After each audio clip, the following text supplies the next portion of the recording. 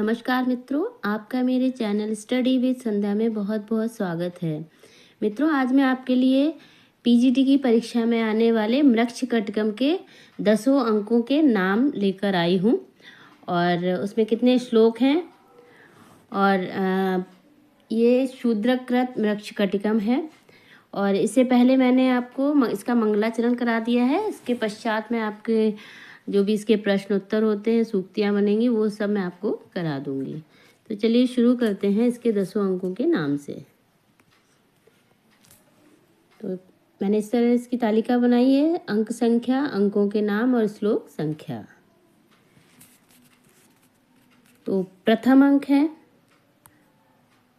प्रथम अंक में का नाम है अलंकार न्यास और इसमें 58 यानी 58 श्लोक हैं।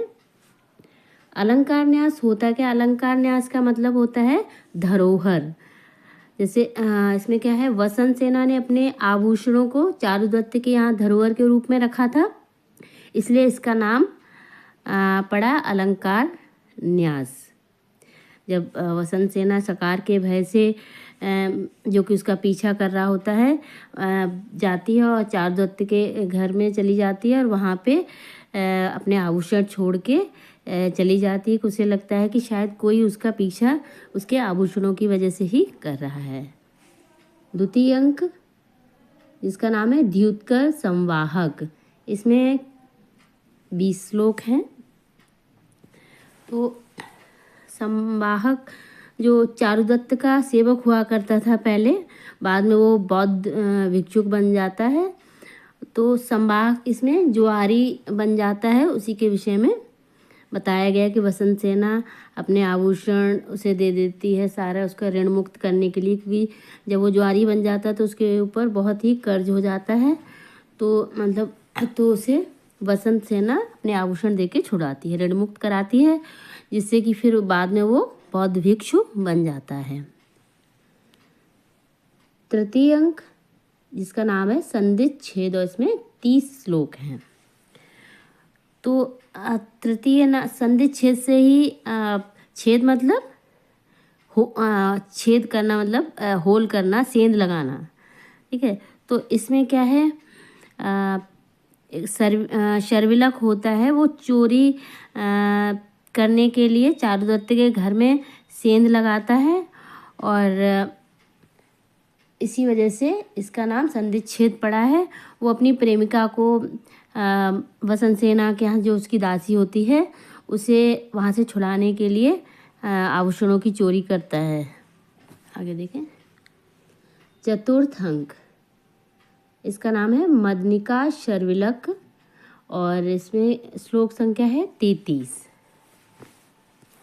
मदनिका और शर्विलक इसमें मिलते हैं जब चोरी के आभूषण से वह मदनिका को वसंत सेना से छुड़वाता है। मतलब उसको आभूषण देता है कि जाओ अपनी स्वामिनी को दे दो, ताकि और वो तुम्हें इससे अपने दासित्व से मुक्त कर दे। ठीक है, आगे देखते हैं। पंचम अंक जिसका नाम है दुर्दिन और इसमें 52 श्लोक हैं। और ये जो 5वां अंक है ये सबसे ज़्यादा महत्वपूर्ण है, बहुत ही इम्पोर्टेंट है।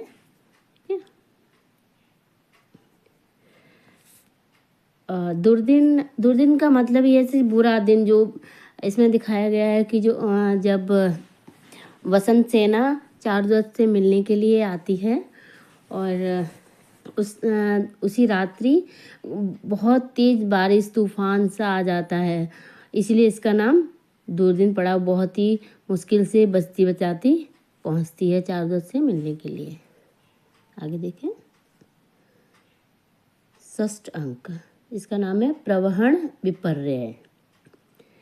प्रवहण विपर्य यानी अदला बदली, जो उनकी गाड़ियाँ थीं, रथ थे, उनकी अदला बदली को प्रवहण विपर्य कहते। चारुदत्त और शकार की गाड़ियों की अदला बदली हो जाती है। तो जब चारुदत्त के घर से निकलते समय जो वसंत सेना होती है वो गलती से शकार की गाड़ी में बैठ जाती हैं और आर्यक जिसका अपहरण करके शकार लेके आया होता है वो चारुदत्त की गाड़ी में बैठ जाता है और बसंत सेना शकार की इस तरह चारुदत्त, और जब चारुदत्त देखता है कि इसमें आर्यक है तो उसे अभयदान दे देता है। और इसमें 27 श्लोक हैं। अब आता है सप्तम अंक जिसका आर्यक अपहरण, और इसमें 9 श्लोक हैं। तो इसमें क्या है, आर्यक अपहरण, तो नाम से स्पष्ट है कि आर्यक का अपहरण। शकार आर्यक का अपहरण करता है परंतु गाड़ियों की अदला बदली से